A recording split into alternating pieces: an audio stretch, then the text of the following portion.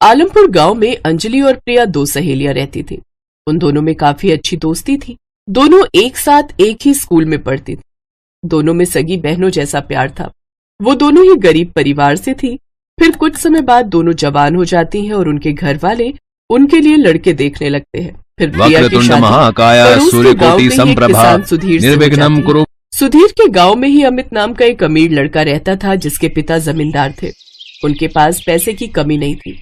एक रोज जब अंजलि प्रिया से मिलने उसके ससुराल पड़ोस के गांव में जाती है तो अमित की नजर अंजलि पर पड़ती है। अंजलि दिखने में बहुत ही खूबसूरत थी और इस बात का घमंड भी उसमें था।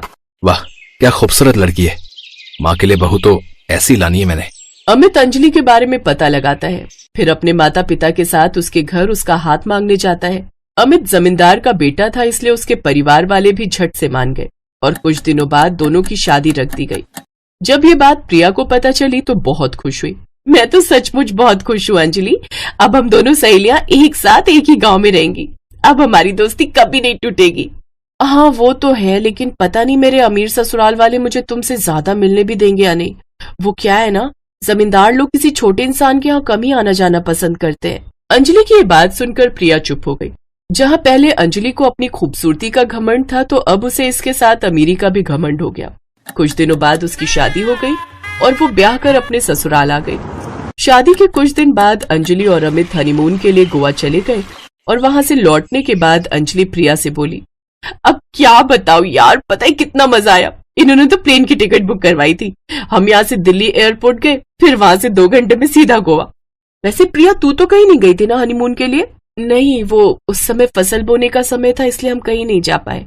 हाँ वैसे भी तुम्हारा पति तुझे खेतों के अलावा ले भी कहाँ जा सकता है, उसके पास इतने पैसे ही नहीं होंगे। अब मुझे देख, जमींदार के घर शादी की है, खूब सारी जमीन की मालकिन हूँ, हर समय गाड़ी में ही घूमती हूँ। खैर अब मैं चलती हूँ। प्रिया को अंजलि की आदत पता थी, लेकिन फिर भी वो सुनकर भी अनसुना कर देती थी क्योंकि वो अंजलि को दिल से अपना दोस्त मानती थी। ऐसे ही समय बीता। दोनों सहेलियां जहाँ एक जैसे परिवार से आती थी, आज उसमें से एक अमीर तो एक गरीब बन गई। उन दोनों की दोस्ती में अमीरी गरीबी का फर्क आ गया था। प्रिया का पति किसान था, इसलिए कुछ ज्यादा कमाई नहीं होती थी। जैसे तैसे उनका गुजारा चल रहा था। ऐसे ही बरसात का मौसम आया और एक रोज तेज बारिश हुई जिसमें सुधीर की सारी फसल खराब हो गई। ए भगवान, ये क्या हो गया? मैं तो पूरी तरह बर्बाद हो गया। आप चिंता मत कीजिए जी, जो ऊपर वाले को मंजूर होता है वही होता है। पता नहीं इस ऊपर वाले को क्या ही मंजूर है, वो क्यों हम गरीबों के दुखों को बढ़ाने पर लगा रहता है। अब उनके घर में खाने का अनाज तक खत्म हो गया। वो मदद के लिए अपनी सहेली के घर गई। अंजलि, वो मुझे कुछ पैसों की जरूरत थी, अगर तुम मेरी मदद कर सको तो। पैसे? वो तू तो जानती है ना, मेरे पति ने अभी नई जमीन खरीदी है, तो मैं तुम्हारी मदद नहीं कर पाऊंगी। उदास मन से प्रिया वहां से आ जाती है और वो दुखी होकर अपने मायके अपने भाई के घर जाती है। अरे दीदी आप? भाभी वो मुझे पैसों की कुछ जरूरत है। इस बार सारी फसल खराब हो गई इसलिए घर में खाने के लिए अन्न तक नहीं है। मैं आपकी मदद कर देती, लेकिन अब आप तो जानती हो कि आपके भैया इतना नहीं कमा पाते। शहर में थोड़ी सी मजदूरी करके कुछ पैसे भेजते हैं, वो तो घर खर्च में ही चले जाते हैं। प्रिया को वहां से भी कोई मदद नहीं मिलती और वो उदास मन से अपने ससुराल की ओर लौट आती है। रास्ते में उसे एक बूढ़े बाबा दिखाई देते हैं जो पानी का मटका उठाए अपनी कुटिया की ओर जा रहे थे। उन्हें देख प्रिया ने उनसे कहा, लाइए बाबा, मैं आपकी मदद कर देती हूँ। तेरा बहुत बहुत शुक्रिया बेटी। प्रिया उस घड़े को बाबा की कुटिया तक पहुँचा देती है। क्या बात है बेटी, तू बड़ी दुखी लग रही है। बाबा, फसल खराब होने की वजह से घर की हालत बहुत खराब है। खाने तक को अन्न का दाना तक नहीं है। अमीर सहेली से मदद मांगी तो उसने मना कर दिया। भाभी से मदद मांगने गई तो उन्होंने भी खाली हाथ मुझे लौटा दिया। मेरी तो कुछ समझ ही नहीं आ रहा। तभी बाबा उसे रसोई से एक घड़ा लाकर देते हैं। बेटी ये ले, ये खिचड़ी तू घर ले जा, इससे तेरे सारे दुख दूर हो जाएंगे, लेकिन इस घड़े को घर जाकर ही खोलना। बाबा का शुक्रिया अदा कर प्रिया घर की ओर निकलती है। घर आकर वो सारी बात सुधीर को बताती है। गरीब की मदद कोई नहीं करता। खैर तुम थक गई होगी, बैठो, मैं अभी हम दोनों के लिए खिचड़ी परोस कर लाता हूँ जो उन बाबा ने दी है। सुधीर ने जैसे ही उस मटके पर से कपड़ा हटाया, वो मटका पूरी तरह से सोने से भरा हुआ था। इतने सारे सोने के सिक्के, प्रिया ये सोने के सिक्के कहाँ से आए? क्या सोने के सिक्के? हे भगवान, ये तो सचमुच सोने के सिक्के हैं। इसका मतलब वो बाबा कोई चमत्कारी शक्ति थी जो हमारी मदद के लिए आई थी। तेरा लाख लाख शुक्र है प्रभु। अब वो दोनों काफी अमीर हो जाते हैं। वो लोग खुद का बड़ा घर, गाड़ी और जमीन खरीद लेते हैं। अब अपनी गरीब सहेली के ठाट बाट देख अंजलि जल भुन जाती है। कल तक जिसके घर में खाने तक के लाले थे, रातों रात उसके पास इतने पैसे कहाँ से आ गए? कुछ तो गड़बड़ है, पता लगाना ही पड़ेगा। हो सकता है उसके परिवार वालों ने उसकी मदद की हो। अरे उसके मायके वाले तो एकदम कंगले हैं, वो भला उसकी मदद कैसे करेंगे? अंजलि इस बात का पता लगाने के लिए प्रिया के घर जाती है। उसका महल जैसा घर देखकर तो वो हैरान ही रह जाती है। अरे वाह प्रिया, तेरे तो ठाट बाट ही बदल गए। भला तुझ गरीब के पास इतने पैसे अचानक कहाँ से आ गए? बस यूं समझो बहन की ऊपर वाले की रहमत बरसी है हम पर। अरे ठीक ठीक बता ना, ये सब चमत्कार हुआ कैसे? प्रिया साफ मन की औरत थी। वो अंजलि को सारी बात सच सच बता देती है। उसका राज जानकर अंजलि घर लौटती है और अपने पति से कहती है, सुनिए जी, मैंने उस प्रिया की सारी सच्चाई पता कर ली है। आप मेरे साथ चलिए, हमें वो पीछे वाली पहाड़ी के जंगलों की ओर जाना होगा, वहीं उसे वो खजाना मिला था। अंजलि अमित के साथ उस जंगल की ओर चली जाती है। रास्ते में उसे एक बूढ़े बाबा मिलते हैं जो उससे कहते हैं, बेटी मेरी मदद करो, ये पानी से भरा घड़ा बहुत भारी है, मुझ बूढ़े के बस की बात नहीं है इसे उठाना, तुम मेरी थोड़ी मदद कर दो। अरे यार, एक तो हमें वैसे ही वो कुटिया नहीं मिल रही, ऊपर से इस बुढ़े को अपनी पड़ी है। बाबा हम जल्दी में, हमें परेशान मत कीजिए। अंजलि बिना मदद के ही वहां से चली जाती है। कुछ दूर चलने पर उसे एक कुटिया नजर आती है। अरे अमित, वो देखो सामने कुटिया है, लगता है यही वो कुटिया है, चलो अंदर चलते हैं। जब वो अंदर जाते हैं तो अंदर वही बाबा होते हैं। बाबा आप? आओ बेटी बैठो, यहाँ तक आकर थक गई होगी। शुक्रिया बाबा।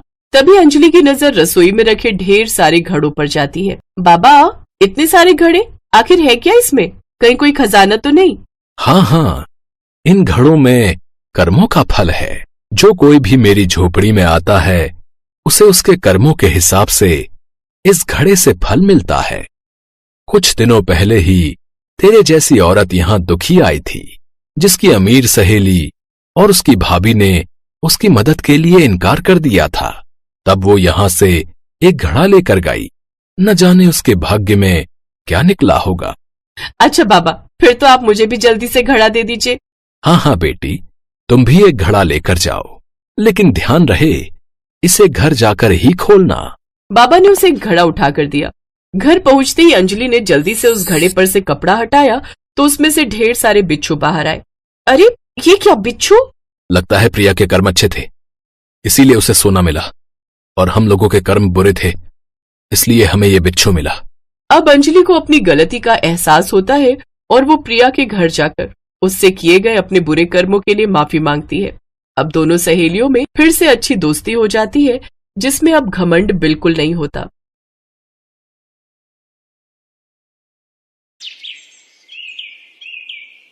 सुबह सुबह अनीता काम पर जाने लगी तो उसकी हिम्मत नहीं हुई। उसे बहुत कमजोरी हो रही थी, इस वजह से वो उठ भी नहीं पा रही थी। तभी रीमा और नीमा उसके पास आईं। क्या हुआ माँ, तुम्हारी तबीयत तो ठीक है? पता नहीं, सिर बहुत भारी है, लगता है कल बारिश में भीग गई तो इस वजह से थोड़ा जुकाम भी है। माँ आपको तो बहुत तेज बुखार है, आज आप काम पर मत जाओ, हम आपको डॉक्टर के पास ले चलते हैं। नहीं नहीं, आज तो बहुत काम है, चंद्रिका भाभी ने आज जल्दी भी बुलाया था। एक काम करते हैं ना, मैं काम पर चली जाती हूँ, तुम माँ को दवाई दिलवा दो, बस दोनों काम हो जाएंगे। तो फिर ठीक है, मैं माँ को दवाई दिलवाकर उन्हें कुछ खिलाकर तेरे पास ही आ जाऊंगी। हाँ ठीक है, तुम मुझे दवाई दिलवा दो, मैं थोड़ी देर आराम कर लूंगी, फिर तू रीमा के पास चली जाना। रीमा काम पर चली जाती है और नीमा माँ को दवाई दिलवाने। अनीता शहर की बहुत ही पॉश कॉलोनी में काम करती थी, जहाँ पर काफी अमीर और पैसे वाले लोगों के घर थे। घर की लेडीज खुद से कोई काम नहीं करती थी, सब काम के लिए अलग अलग काम वाली आती थी, जिनमें से एक अनीता भी थी। रीमा काम पर जाती है तो थोड़ी देर बाद नीमा भी दवाई दिलवा कर आ जाती है। मैम साहब, ये दूध की मलाई फेंक दो। फेंक दो? हाँ, क्या करना है, रखकर बेकार ही रखिए। ठीक है मैम साहब। भैया 1 मिनट रुकना। क्या हुआ रीमा, तुमने मलाई फेंकने क्यों नहीं दी? मालकिन, इस मलाई से तो आप देसी घी बना सकते हो, ये तो बहुत सारी मलाई है, इसका तो ढेर सारा देसी घी निकल आएगा। क्या देसी घी? मैंने तो घर पर कभी नहीं निकाला, हमारे घर में तो देसी घी बाजार से आता है। हम आपको इस मलाई का देसी घी निकाल कर दे दें, आपको बहुत पसंद आएगा। ठीक है, बना दो, मेरा तो फायदा ही है, मुझे इस महीने देसी घी बाजार से नहीं मंगवाना पड़ेगा। भैया ये मलाई हमें दे दो, हम अभी इसका घी बना देते हैं। रीमा और नीमा वहाँ खाना बनाने वाले शेफ से मलाई ले लेती हैं और किचन में मलाई से घी बनाने लगती हैं। कुछ देर बाद बहुत ही बढ़िया मलाई का घी निकल आता है। ये देखकर मालकिन चंद्रिका बहुत खुश होती है। इस समय चंद्रिका की एक सहेली उससे मिलने आई होती है।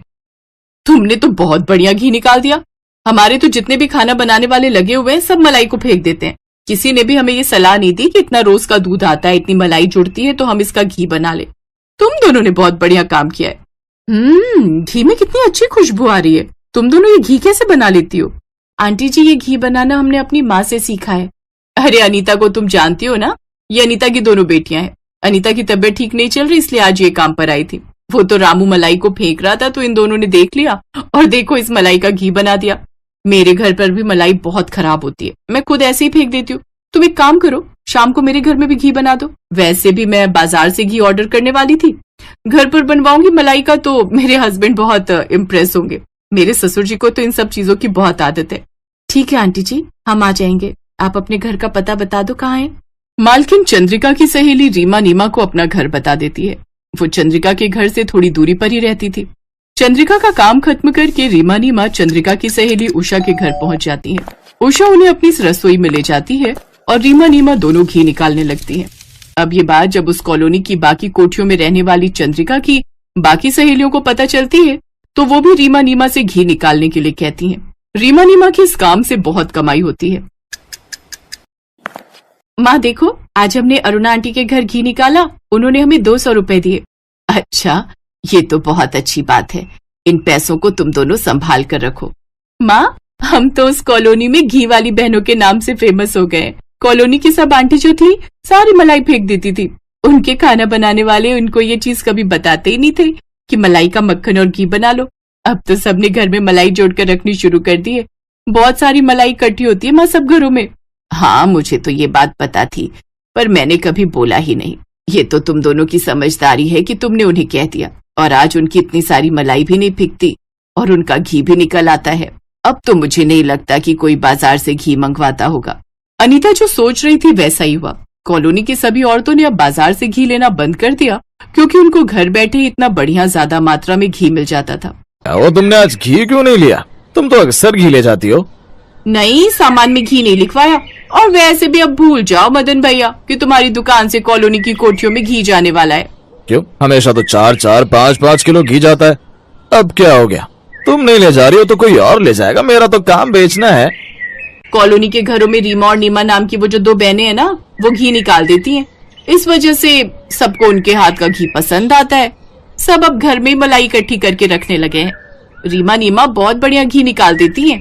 अच्छा, तो ये बात है। दुकानदार ये बात सुनकर गुस्से में आ जाता है क्योंकि कॉलोनी के घरों में उसकी दुकान से बहुत सारा घी जाता था। अचानक से सब घरों ने घी लेना बंद कर दिया तो उसकी कमाई कम हो गई। कुछ दिनों बाद चंद्रिका ने रीमा नीमा को एक बार फिर से घी बनाने के लिए बुलाया।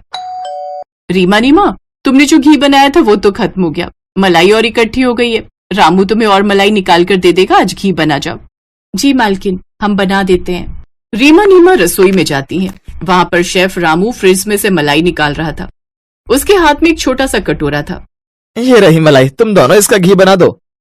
इतनी थोड़ी सी मलाई पर मलाई तो बहुत सारी इकट्ठा होती है, इसका तो बहुत जरा सा घी बनेगा। जितनी है उतना बना दो, ज्यादा सवाल मत किया करो। मैं भी यहाँ पर ज्यादा सवाल नहीं करता, नहीं तो मालकिन गुस्सा होती है। शेफ वहाँ से बाहर चला जाता है। रीमा नीमा घी बना देती है और उस दिन घी बहुत थोड़ा सा निकला। पता नहीं बड़ी वाली छलनी कहाँ रखी है, घी छानना रह गया है। मैं नीचे देखती हूँ कहीं अलमारी में नीचे ना गिर गई हो। नीमा अभी छलनी ढूंढी रही थी कि तभी उसकी नजर नीचे छुपे डस्टबिन पर जाती है जिसमें बहुत सारी मलाई गिरी हुई थी। ऐसा लग रहा था मानो किसी ने बड़ी थैली में मलाई को फेंका हो। ये बात जब चंद्रिका को पता चलती है तो सारी बात सामने आ जाती है। शेफ रामू ने जानबूझकर मलाई को फेंक दिया था। रामू सब कुछ सच सच बता देता है कि उसे दुकानदार ने ही ऐसा करने के लिए कहा था और इस बात के दुकानदार ने उसे 5,000 रुपए दिए थे। मालकिन माफ कर दो, मैं पैसों के लालच में अंधा हो गया था, मुझसे गलती हो गई। नहीं रामू, चाहे बात छोटी है, कोई इतनी बड़ी नहीं है, पर ऐसी घटिया बात वो भी सिर्फ 5,000 रुपए के लिए तुम कैसे कर सकते हो?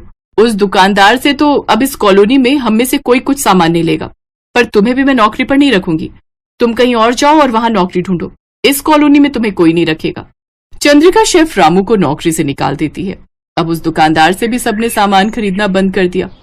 धीरे धीरे रीमा और नीमा के हाथों के बने घी की बात सबको पता चलने लगी। सब उन्हें घी निकालने के पैसे देते थे। धीरे धीरे रीमा नीमा ने बहुत सारे पैसे इकट्ठे कर लिए और फिर एक दिन उन्होंने सोचा क्यों न वो खुद की घी की एक दुकान बनाए जहां पर लोगों को शुद्ध देसी घी प्राप्त हो। रीमा नीमा के दिमाग ने काम किया, उनकी योजना सफल रही। अब उन्होंने घी की एक बड़ी दुकान बना ली जहां पर वो घी बनाकर बेचने लगी और फिर एक दिन रीमा नीमा सफल घी व्यापारी बन गई और उन्होंने अपने सपनों को पूरा किया। आज उनकी मेहनत और ईमानदारी की वजह से उन्होंने अपने लिए और अपनी माँ के लिए वो सारी सुख सुविधाएं प्राप्त कर ली जिसके वो कभी सपने देखा करती थी।